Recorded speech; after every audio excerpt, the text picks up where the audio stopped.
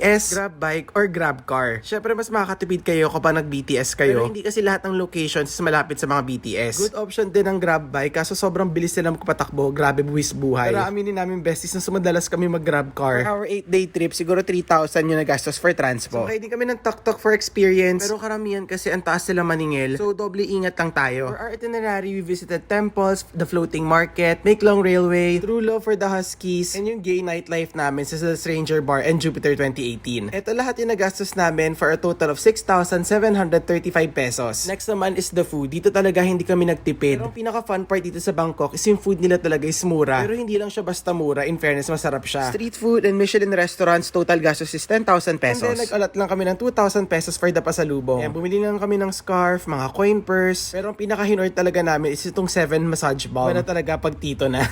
Sa lahat ng nagastos natin, besties, excited na ako sa Bangkok trip nyo. Ichoy!